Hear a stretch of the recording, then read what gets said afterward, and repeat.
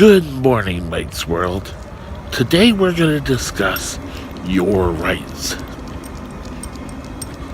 And as a type 1 diabetic, hey, we have some rights out there. So sit back, relax, and we'll get this going ASAP.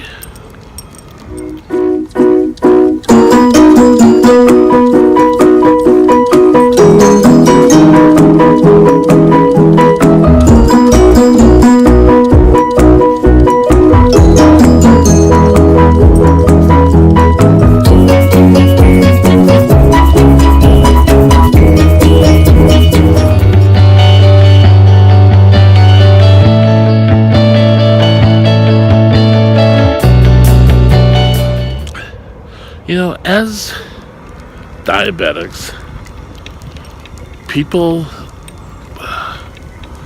always assume they know all about the disease.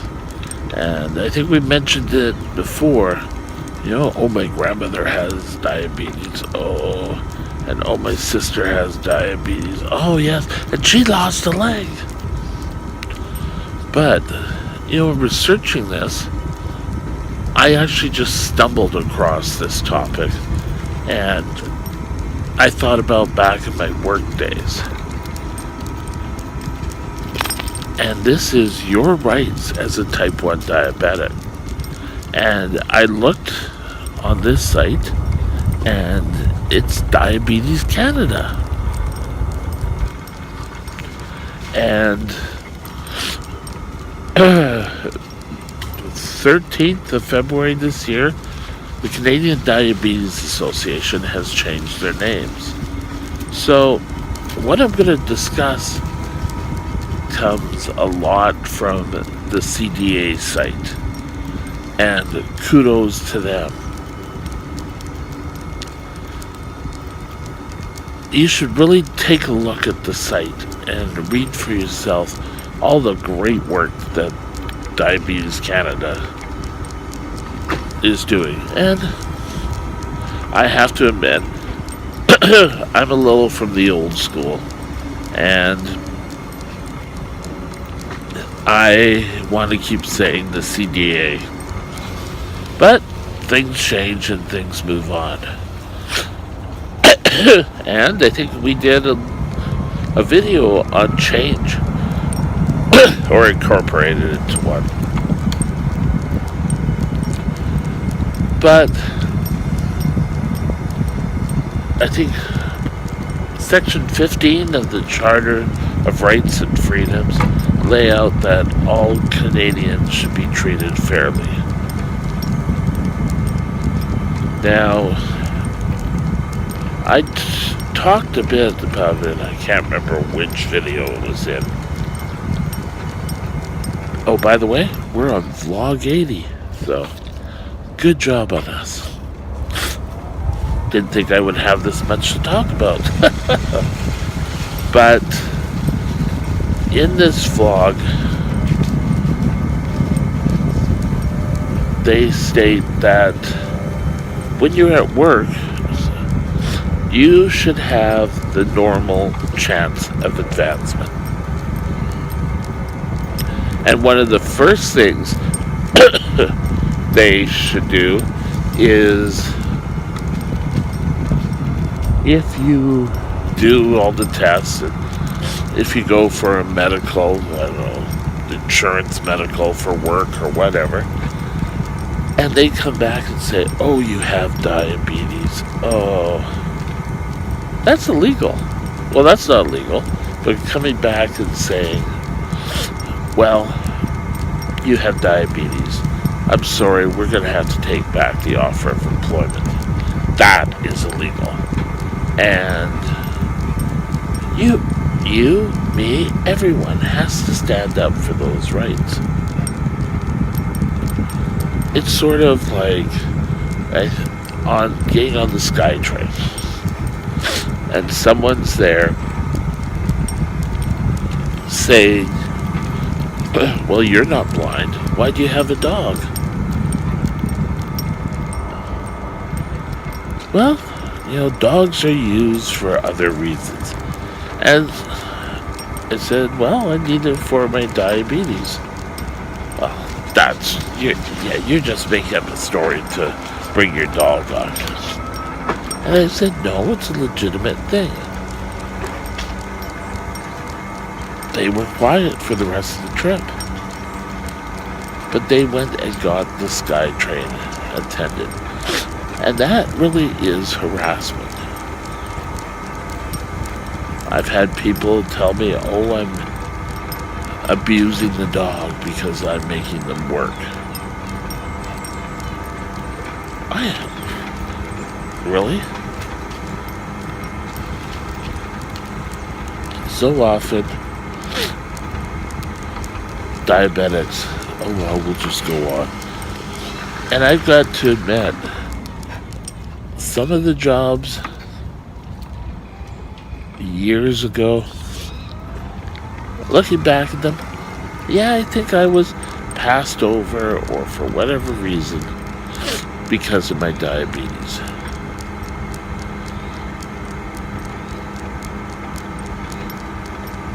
Even at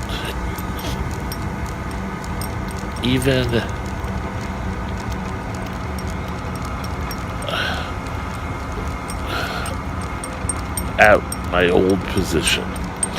Now, it was at an eye optical place, and I'm not going to mention the name because it does no good now. Oh yes, I'm going to go and sue them for their pass off. I've long since left. I've long since moved on. But I had a diabetic kid in my bag. Gotta go. Anyway, one of my employees knocked over a bag of lunch, and in there was a bag of needles and that I needed for my injections. Well, this person reported it, and I'm not upset at the person. She thought, oh my god, syringes. She thought it was drugs. And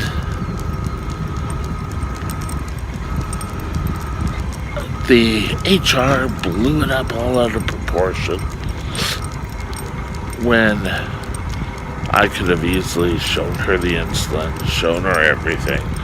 But, oh well, you're going to have to do it or we're going to have to let you go. And at that point I said, well, first of all, I don't think you can let me go for this. A, it was in my bag. B, she moved the bag. And C, I need it for life. And if you let me go, I will see you in court. Well, after a while, I got a letter from the head of the company apologizing. And that's the way it should be. People think that they can move around and maybe bully people with diabetes. Oh, well, that's a reason we can't have them because of security, and that person needs to control, and they're not controlled. And this is a lot of times why people with diabetes at work seem to hide, and when they're hiding and they have low at work, then they're getting in trouble for that. And nowadays, jobs are that hard to find.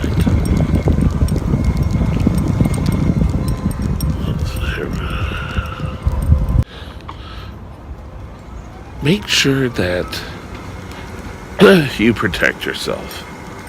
I must have went off on a topic and saw another dog that Nico likes to walk. But never give up. If you feel you are being not given a job, turned down for a job because of your diabetes, and you really have to think. On the CDA site, they give an example of a police officer who, yes, it was found diabetes, but his diabetes had always been in check. But on the other hand, someone like me, my diabetes was all over the map. I don't think I could ever be a police officer. What we need is a way to ensure that diabetics are given no special treatment, but they're not grouped all together. And, oh, we don't hire diabetics. Oh, we don't accept diabetics. Because, you know what? That is pretty racist. And, well, maybe it's not racist, but it's sickness. That didn't come out right either. But it's abuse. And you should be able to get a job on your merits, not because, oh, you got an illness, which wasn't your fault. But there's people out there who believe that you got diabetes because you ate too much sugar. And you know what? That's a myth. And I still want to do a video on myths and what people seem to think. Bump in the road. Now, this could go for schooling. Oh, well, you can't be accepted into this program because you have diabetes. We are being grouped together. If you have enough skills, then you should be able to take any course you want. Now, there are a few,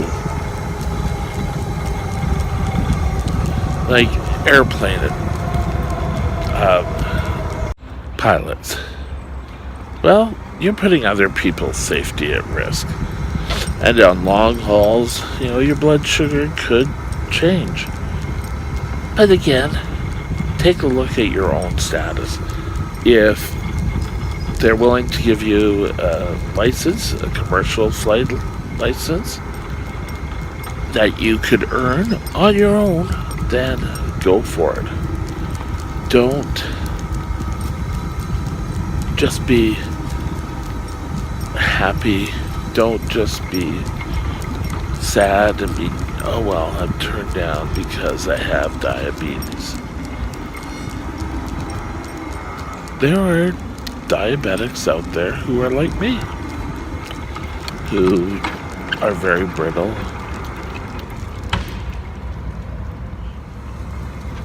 But make sure that you are open about your diabetes, but don't let a boss intimidate you for not going for a position. Oh, because we need someone who's going to be there all the time. They can't take time off, and they can't do this. But yet, anyone else in the position, it's fine. They have to take a look at you as an individual. And like I said before, there's jobs I couldn't do. Right now I can't do very much of anything.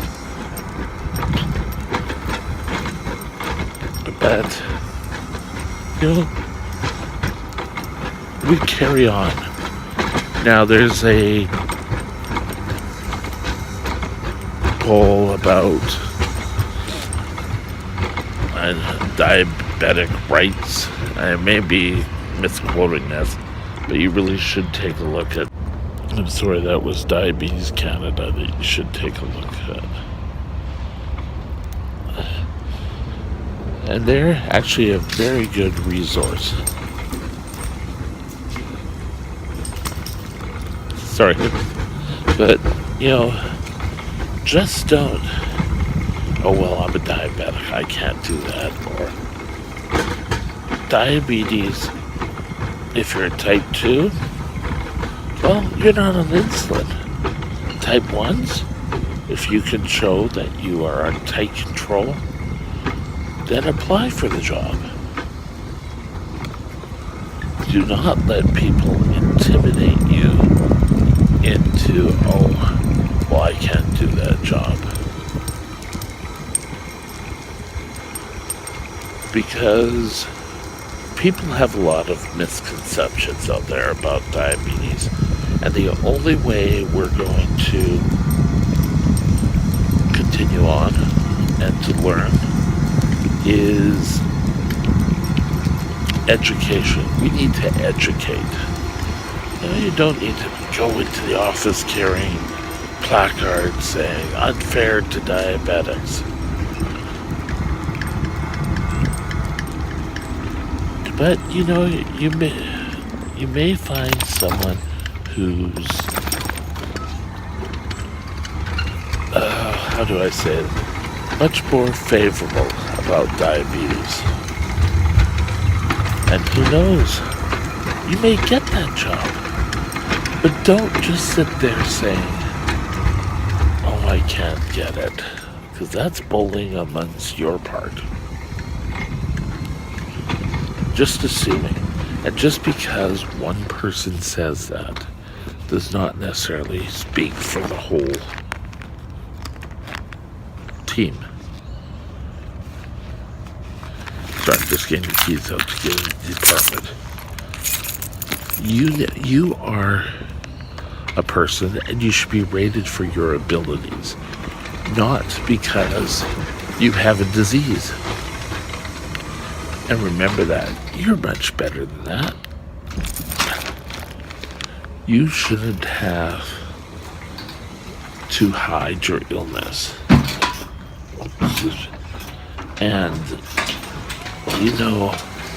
so often people do hide their illness. Oops. Whatever. So get out there. Fight for what is rightfully yours. People feel that, oh, I'm not going to get it. Well, if you meet all the qualifications, and I mean,